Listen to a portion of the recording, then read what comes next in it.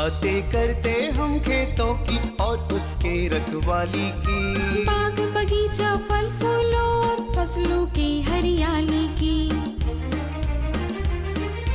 हम बीजों की बातें करते उत्तम जल संसाधन की, हम तकनीकी बातें करते फसलों के उत्पादन की। हर किसान का सपना सच हो जीवन सुखद बनाने को, गाँव-गाँव के हर आंगन का प्यारा सा ये दर्शन। कृषि दर्शन, कृषि दर्शन, कृषि दर्शन, कृषि दर्शन, कृषि दर्शन, कृषि दर्शन, कृषि दर्शन, कृषि दर्शन। नमस्कार, कृषि दर्शन के संक में मैं शशिकला स्वागत करती हूँ आप सभी का। किसान भाइयों, जैसा कि आपको मालूम है, हम हर बार आपके लिए कुछ नया लेकर आते हैं। आज भी हम आपके लिए बहुत सारी ऐसी जानकारी लेकर आए हैं जो आपके लिए है। लेकिन कृषि जगत से जुड़ी तमाम खबरें चलिए सबसे पहले देख लेते हैं कृषि समाचार में। नमस्कार, कृषि समाचार में आपका स्वागत है। मैं हूं प्रियंका। आइए देखते हैं आज कृषि समाचार में क्या है खास। मशरूम की खेती आर्द्रता और तापमान के अनुसार करें। आम के बाग में पौधे के उम्र के अनुसार डालें खाद। हल्दी की खेती के लिए अनुशंसित प्रभेद में लगाएं राजेंद्र सोनिया। अब समाचार विस्तार से। मशरूम की खेती के लिए आर्द्रता और तापमान का ध्यान रखना जरूरी है। यदि 9 से 18 डिग्री तापमान है तो बटन मशरूम और 18 से 20 डिग्री तापमान है तो ऑयस्टर मशरूम की खेती करें। साथ ही 75 से 80% नमी को बनाए रखना जरूरी है। राज्य के जो किसान फलदार फसल आम का नया बाग लगाए हैं, वे पौधे के उम्र के अनुसार उसमें खाद डालें। इसमें पौधे को प्रथम वर्ष से लेकर 10वें वर्ष तक उर्वरकों की बढ़ोतरी करें। 10वें वर्ष के बाद खाद की मात्रा स्थिर हो जाएगी। किसान भाई, यदि आप गर्मा मूंग और उड़द की खेती करना चाहते हैं तो बीजोपचार जरूर करें। यह एक महत्वपूर्ण प्रक्रिया है। इससे उपज में बढ़ोतरी होती है, साथ ही कीड़े और रोग भी कम लगते हैं। किसान भाई, गर्मा मूंग और उड़द की खेती करने जा रहे हैं तो बीजोपचार के लिए FIR पद्धति अपनाएं, यानी बीज को पहले फफूंदनाशक से, फिर कीटनाशक से और उसके बाद राइजोबियम कल्चर से उपचारित करें। किसान भाई, सबसे पहले अगर मान लीजिए कि जो लोग भी गर्मा मूंग या उड़द की खेती करना चाहते हैं, उसके लिए जो है सबसे पहला है बीजोपचार। बीज उपचार एक बहुत ही महत्वपूर्ण प्रक्रिया है जिसको FIR मेथड, यानी पहले फफूंदनाशक से, फिर कीटनाशक से, फिर राइजोबियम कल्चर से ज़रूर बीज उपचार करें और उसके बाद ही उसको जो है अपने खेतों में लगाएं, तो उससे उनका परिणाम बेहतर होगा और कीड़े और बीमारी भी कम आएंगे और फसल का उत्पादन भी अच्छा मिलेगा। हल्दी की खेती से अधिकाधिक उत्पादन के लिए 18 से 20 क्विंटल बीज प्रति हेक्टेयर लगाएं। कतार से कतार की दूरी 45 सेंटीमीटर और बीज से बीज की दूरी 15 सेंटीमीटर रखें। बेहतर उत्पादन के लिए अनुशंसित प्रभेद में राजेंद्र सोनिया लगाएं। हल्दी की खेती के लिए बलुई दोमट और जल निकास वाली मिट्टी उपयुक्त है। 1-2 आंख वाली बीज की गांठ को लगाएं।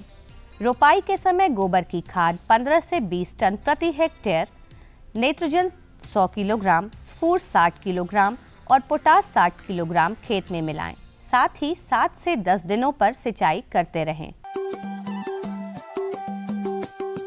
किसान भाई, डिबलिंग विधि से बीजों को बोने के लिए रोटरी डिबलर नामक कृषि यंत्र का प्रयोग कर सकते हैं। इसकी कार्यक्षमता 1 से 1.5 एकड़ प्रतिदिन है। आज की विशेष जानकारी है लत्तेदार सब्जी फसलों में कीट नियंत्रण के बारे में। किसान भाई, यदि आप लत्तेदार सब्जी फसलों की खेती करने जा रहे हैं तो बुआई या रोपाई से 1 सप्ताह पहले खेत के चारों ओर मक्का फसल लगा दें। इससे लत्तेदार सब्जी फसल कीटों के प्रकोप से मुक्त रहती है। और अब एक नज़र राज्य के 5 प्रमुख शहरों के मौसम के मिजाज पर। आज राज्य के 5 प्रमुख नगरों के अधिकतम और न्यूनतम तापमान कुछ इस प्रकार दर्ज किए गए। रांची का अधिकतम तापमान 28 डिग्री सेल्सियस और न्यूनतम 17 डिग्री सेल्सियस। जमशेदपुर का अधिकतम तापमान 33 डिग्री सेल्सियस और न्यूनतम 19 डिग्री सेल्सियस। मेदिनीनगर का अधिकतम तापमान 31 डिग्री सेल्सियस और न्यूनतम 17 डिग्री सेल्सियस। देवघर का अधिकतम तापमान 30 डिग्री सेल्सियस और न्यूनतम 18 डिग्री सेल्सियस। धनबाद का अधिकतम तापमान 30 डिग्री सेल्सियस और 18 डिग्री सेल्सियस रहा।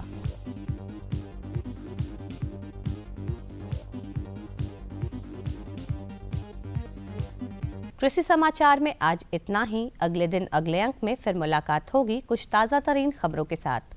तब तक के लिए दीजिए इजाजत। नमस्कार, जोहार। किसान भाइयों, कुटीर उद्योग के माध्यम से हमारे किसान भाई अपने ही घर में चूड़ियाँ बना रहे हैं, गहने बना रहे हैं, खिलौने बना रहे हैं, यहाँ तक कि घर के सजावट के सामान बनाकर लाखों कमा रहे हैं। लाह आधारित कुटीर उद्योग से और कौन कौन सी संभावनाएं हैं जो हमारे किसानों को लाभ दिला सकते हैं, आइए देखते हैं इस फीचर के माध्यम से। वक्त के तकाजे को देखते हुए किसानों की आय बढ़ाने के लिए नए अवसरों की तलाश की जा रही है। इसी कड़ी में कृषि उत्पाद आधारित कुटीर उद्योग व्यवसाय में बेहतर संभावनाएं हैं। इसमें पारंपरिक और गैर पारंपरिक दोनों कृषि उत्पाद हैं। लाह गैर पारंपरिक कृषि उत्पाद है। लाह उत्पादन में झारखंड देश में अव्वल है। झारखंड में गांव से शहर तक लाह आधारित कुटीर उद्योग लगाने की असीम संभावना है। लाह से सौंदर्य प्रसाधन सहित कई जरूरी सामान तैयार किए जाते हैं। लाख से आधारित कुटीर उद्योग की अपार संभावनाएं हैं। जैसा कि हम जानते हैं, लाख से लाख की चूड़ियां बनाई जा सकती है, वार्निश बनाए जा सकते हैं और भी कई तरह के उत्पाद हैं, जैसे नेल पॉलिश है। इन सब का निर्माण कर के जो हमारे युवा हैं, जो शिक्षित बेरोजगार युवा हैं, नया उद्योग स्थापित कर सकते हैं और इससे अच्छा मुनाफा कमा करके लाभान्वित हो सकते हैं। हर उद्यम और हर उद्योग की तरह लाह आधारित उद्योग में कई तरह के कई स्तरों पर कार्य करने की जरूरत होती है। इसलिए लाह आधारित कुटीर उद्योग लगाने के लिए ग्रामीण या शहरी भाई बहनों को इस संबंध में हर तरह की जानकारी प्राप्त करने के लिए प्रशिक्षण लेना चाहिए। इसके लिए वे रांची के नामकुम स्थित लाह संस्थान से संपर्क कर सकते हैं। कोई भी कुटीर उद्योग की शुरुआत करने के लिए प्रशिक्षण बहुत ही महत्व रखता है, क्योंकि जब तक हम लोग जो उद्योग की स्थापना करने जा रहे हैं या उस पर काम शुरू करने जा रहे हैं, जब तक उनको प्रशिक्षण नहीं मिलेगा वो अच्छी तरह से अपना उद्योग नहीं चला पाएंगे। और ये जो सारे उत्पाद कुटीर उद्योग के स्तर पे बनाए जा सकते हैं, उसके लिए संस्थान द्वारा प्रशिक्षण दिया जाता है और यहाँ पे आकर के जो भी प्रशिक्षु हैं वो ट्रेनिंग ले सकते हैं और वो अपना कुटीर उद्योग स्थापित कर करके अपना उत्पाद बना करके उसका मार्केटिंग कर सकते हैं।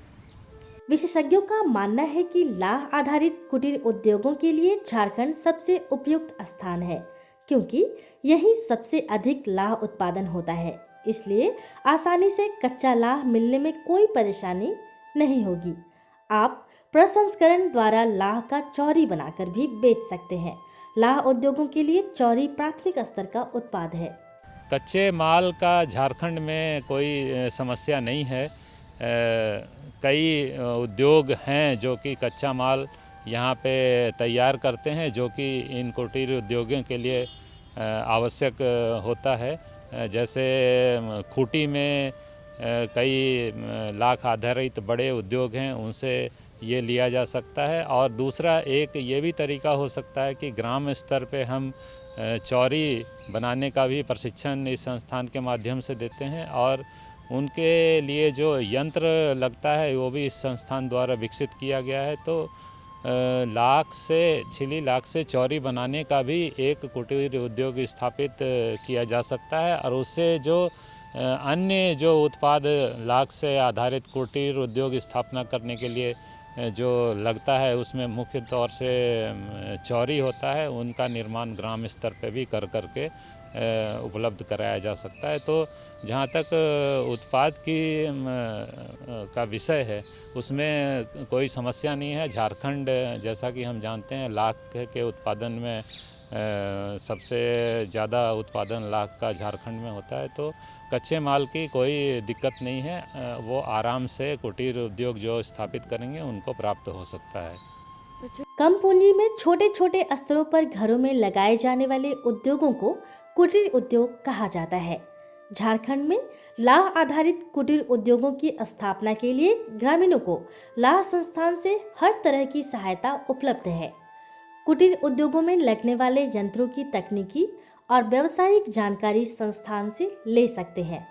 कुटीर उद्योग स्थापना करने के लिए जो हम यहाँ पे संस्थान में प्रशिक्षण देते हैं, उसमें क्या मशीनरी का ज़रूरत पड़ेगा, कौन कौन सा इनपुट का ज़रूरत पड़ेगा, उन सारे चीज़ की जानकारी प्रशिक्षण के दौरान दिया जाता है। छोटे मोटे जो मशीन की जो आवश्यकता होती है वो लोकल मार्केट में मिल जाता है और उनको खरीद करके कुटीर उद्योग की स्थापना की जा सकती है। और कुटीर उद्योग की स्थापना में प्रशिक्षण के बाद संस्थान भी मदद करता है और जो भी उनको स्थापना करने में समस्या आती है उसमें संस्थान उनके साथ हमेशा रहता है और ऐसी कोई दिक्कत वाली बात नहीं होगी। लाह से बने सामान की मांग भारत सहित पूरी दुनिया में है, इसलिए झारखंड में लाह आधारित कुटीर उद्योग की सफलता की संभावना भरपूर है। भारत और एशिया महादेश इसका सबसे बड़ा बाजार है। राज्य के युवा लाह कुटीर उद्योग लगाएं, इससे उन्हें भी रोजगार मिलेगा और दूसरों के लिए भी रोजगार का सृजन होगा तथा आर्थिक स्थिति मजबूत होगी। इसमें कुटीर उद्योगों से निर्मित लाह उत्पादों की खपत भारत में ज्यादा हो तो ज्यादा लाभ होगा। इस तरह के कुटीर उद्योग की अधिक से अधिक स्थापना हो, इस संबंध में संस्थान द्वारा बराबर कोशिश किए जाते रहे हैं। हम लोग स्टेक होल्डर्स मीट करते हैं जिसमें कि कुटीर उद्योग स्थापित करने वाले जो इच्छुक युवा हैं, बैंक हैं, लैक इंडस्ट्री हैं और संस्थान के वैज्ञानिक हैं, ये इन सबों का भी स्टेक होल्डर्स मीट हम लोग कराते रहते हैं जिससे कि इस विषय में सभी को जानकारी प्राप्त होता रहे और संस्थान निरंतर प्रयासरत रहता है कि जो विभिन्न उत्पाद हैं लाख से आधारित उनके लिए अधिक से अधिक कुटीर उद्योग स्थापित हों जिससे कि जो बेरोजगार युवा हैं उनको रोजगार मिले और जो हम लाख का उत्पादन करते हैं उसका अधिकतर जो भाग है वो विदेशों में भेजा जाता है। तो हमारा संस्थान का एक ये भी उद्देश्य है कि हमारा इंटरनल कंजम्पशन देश में ही उसकी खपत अधिक हो जिससे कि लाख के दाम में उतार चढ़ाव आते रहता है वो भी कम हो जाएगा क्योंकि हम निर्यात पे कम डिपेंडेंट रहेंगे और जो लाख का उत्पाद है वो देश में ही उसकी खपत होगी और उससे देश के जो विभिन्न राज्यों में लाख उत्पादन होता है उनमें युवाओं को रोजगार मिलेगा और जो लाख की खेती करने वाले किसान हैं उनको अगर उचित मूल्य मिलता रहेगा तो वो भी लाख की खेती निरंतर करते रहेंगे। रबी फसल लेने के बाद खरीफ फसल से पहले ये अच्छा मौका है खेतों को दुरुस्त बनाने का। अप्रैल, मई और जून से पहले अगर खेतों की जुताई कर दी जाए तो खेतों की मिट्टी की उर्वरा शक्ति बनी रहती है, खेतों में जो कीटाणु होते हैं वे मर जाते हैं और खेतों के मिट्टी की नमी बरकरार रहती है। ग्रीष्मकालीन में खेतों की जुताई करने से और कौन कौन से लाभ हो सकते हैं, आइए जानते हैं इस फीचर के माध्यम से। हर मौसम खेती के लिए फायदेमंद है, बशर्ते हम उसके लाभ के बारे में जानें और उससे लाभ लें। अब गर्मी का मौसम शुरू हो रहा है और ये खेत के लिए कई दृष्टिकोण से फायदेमंद है। अभी जिस खेत में कोई फसल नहीं लगाए हों और उसमें किसी भी फसल की ग्रीष्मकालीन खेती का इरादा ना हो तो गर्मी में उसकी जोताई करके खुला छोड़ दें। इसके कई लाभ हैं। किसान भाई जो गर्मी की कटाई करेंगे, गेहूं की कटाई के बाद जब खेत खाली रहेगा तो कुछ किसान तो उसमें मूंग की खेती करेंगे, कोई किसान खेत को परती भी छोड़ते हैं। तो परती खेत को बिना जोते हुए छोड़ने से बेहतर है कि उसको अच्छी तरह से एक बार जोत कर और खुला करके उसको छोड़ दिया जाए, ताकि उसमें कड़ी धूप जाए और मिट्टी के अंदर हवा का संचार हो। तो इससे कई लाभ होते हैं। मसलन ये है कि मिट्टी की जो ऊपर की मोटी और कड़ी परत है वो टूट जाती है और मिट्टी मुलायम होती है। दूसरी बात है कि कड़ी धूप लगने से और गहरी जुताई से जो मिट्टी के अंदर कीड़ों के प्यूपा वगैरह होते हैं वो धूप में एक्सपोज हो जाते हैं, उस पर कड़ी धूप पड़ती है और कीड़ों के प्यूपा नष्ट हो जाते हैं। तो इससे मिट्टी कीड़ों से मुक्त हो जाती है। और एक बड़ी बात यह है कि अगर बीच में कभी बारिश होती है तो उसका पानी रन ऑफ होकर बहकर बर्बाद होने से बेहतर ये होता है कि वो खेत के अंदर ही जज्ब हो जाता है, मिट्टी के अंदर ही सोख लिया जाता है, इससे कि जल सतह थोड़ा ऊपर उठ जाता है, तो मिट्टी में नमी की उपलब्धता भी बढ़ जाती है। तो ऐसे कुछ फ़ायदे हैं जिसके लिए किसान भाइयों को गर्मी के समय में खेत की जुताई करनी चाहिए। चूँकि गर्मी के मौसम में तेज धूप से खेत की मिट्टी ज़्यादा सख्त हो जाती है, इसलिए पारंपरिक रूप से हल बैल से जुताई करना मुश्किल होता है। गर्मी के मौसम में ट्रैक्टर में मिट्टी पलट हल लगाकर खेत की जुताई करें। जुताई के बाद मिट्टी के बड़े बड़े ढेले बने तो तोड़कर भुरभुरा ना बनाएं, उसे वैसे ही छोड़ दें। इससे हवा का संचार सुगम होता है। इसकी उचित विधि ये है कि अब ट्रैक्टर है तो मिट्टी पलट हल लगाकर आप अगर जुताई करते हैं तो मिट्टी के बड़े बड़े ढेले बन जाते हैं। और इस तरह से ढेलों को तोड़ना नहीं चाहिए, बड़े बड़े ढेले रहने चाहिए। उससे ये होता है कि हवा का संचार अंदर तक होता है और धूप में मिट्टी ज़्यादा गर्म हो पाती है, तो इससे जो कीड़े नष्ट होने का फ़ायदा है वो आपको मिलता है। गर्मी में जुताई करके खेत को यूं ही छोड़ देने से मिट्टी की जल धारण क्षमता बढ़ती है। इससे खेत में नमी की उपलब्धता लंबे समय तक बनी रहती है। इससे किसान इन खेतों में भी गर्मी के मौसम में खेती करके अपनी उपज और आय बढ़ा सकते हैं। पानी के अभाव में खेती नहीं करने का संबंध मिट्टी में नमी की उपलब्धता से है। तो जैसा कि हमने पहले भी बताया कि मिट्टी का सरफेस खुल जाने से क्या होता है, मिट्टी मुलायम भी हो जाती है। दूसरी बात ये कि जो बारिश आती है उसका पानी का बहाव रुकता है और वो पानी उसी मिट्टी के अंदर, खेत के अंदर ही सोख लिया जाता है और वो ग्राउंड वाटर में चला जाता है, जिससे कि जो जल का सतह है वो ऊपर की ओर आता है। तो खेत में पानी की उपलब्धता ज़्यादा होती है, नमी की उपलब्धता बढ़ जाती है। ये एक फ़ायदा है। झारखंड में टाड़ खेत ज़्यादा है। टाड़ खेत ऊपरी जमीन होती है, इसमें वर्षा जल का ठहराव कम होता है। साथ ही ये निचली जमीन यानी दोन खेत से कम उपजाऊ और कम उपयोगी माना जाता है। इस दृष्टिकोण से टाड़ खेत की गर्मी में जुताई करना बहुत महत्वपूर्ण है। इससे अन्य सभी फायदों सहित मिट्टी में जीवांश को घुलने मिलने का उचित अवसर मिलता है। क्योंकि हवा मिट्टी के अंदर गहरे जाकर वायु संचार होती है, तो जीवांश के सड़ने में, ऑर्गेनिक मैटर के सड़कर खाद बनने में उससे मदद मिलती है। तो जो टाड़ भूमि के किसान हैं उनको ये है कि गर्मी के दौरान ही वो अपने खेत का जो भी उनका वेस्ट है, अपशिष्ट है, फसलों के अपशिष्ट हैं, उसमें डालकर ज़मीन को जोत दें, ताकि धूप से जो है दूसरे फ़ायदे तो होते ही रहें, नमी का बचाव होता रहे, और दूसरी बात यह है कि इसी बीच में वो फसलों के अवशिष्ट सड़कर ऑर्गेनिक खाद भी बना लें।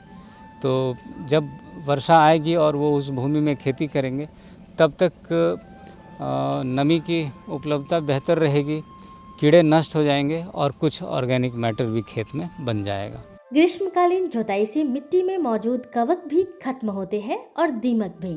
इसके बाद भी खेत में दीमक दिखे तो कीटनाशी दवाओं का छिड़काव करें। एक बात और, ये एक भ्रांति है कि ग्रीष्मकालीन जुताई से केंचुआ जैसे मित्र कीटों को कोई नुकसान पहुंचता है। वे बिल्कुल सुरक्षित रहते हैं उनको एक समस्या ये भी कभी आती होगी कि फसलों में बीमारी भी लगती है। तो कीड़े तो नष्ट होते ही हैं, साथ में मिट्टी को पलटकर और एक्सपोज कर देने से जो मिट्टी के अंदर और फसलों के अवशेष में कवक रह जाते हैं, उनके स्पोर भी नष्ट होते हैं धूप से। तो ये एक फ़ायदा भी है। तो हर हाल में झारखंड के किसान भाइयों को, खासकर जिनकी टाढ़ भूमि है, उनको गर्मी के समय में, मतलब मार्च के बाद कभी भी पूरे अप्रैल या मई के दौरान खेत को कम से कम एक बार गहरी जुताई करके और ढेला युक्त खेत को खुला छोड़ देना चाहिए। तो किसान भाइयों, गर्मी के मौसम में आप अपने किसी खेत को ऐसे ही परती छोड़ने वाले हैं तो उसे जुताई करके छोड़ें। निश्चित रूप से आपकी अगली फसल अच्छी होगी, खेत का सेहत सुधरेगा तो आपकी कमाई में भी बढ़ोतरी होगी। तो ये थी हमारी आज की जानकारी। हमारी जानकारी आपको कैसी लगी, आप हमें हमारे इस पते पर लिख सकते हैं। हमारा पता है कार्यक्रम कृषि दर्शन, कृषि प्रकोष्ठ, द्वारा केंद्र निदेशक, दूरदर्शन केंद्र, रातू रोड, रांची। पिन संख्या है 834001। तो इसी तरह से हमारा कार्यक्रम देखते रहिए और हमारे कार्यक्रम के संबंध में आप कुछ कहना चाहते हैं तो आप हमें ज़रूर लिख भेजें, क्योंकि आपके खतों का हमें बेसब्री से इंतज़ार रहता है। फिर मिलेंगे, तब तक के लिए कृषि दर्शन की पूरी टीम के साथ मुझे दीजिए इजाज़त। नमस्कार, जोहार।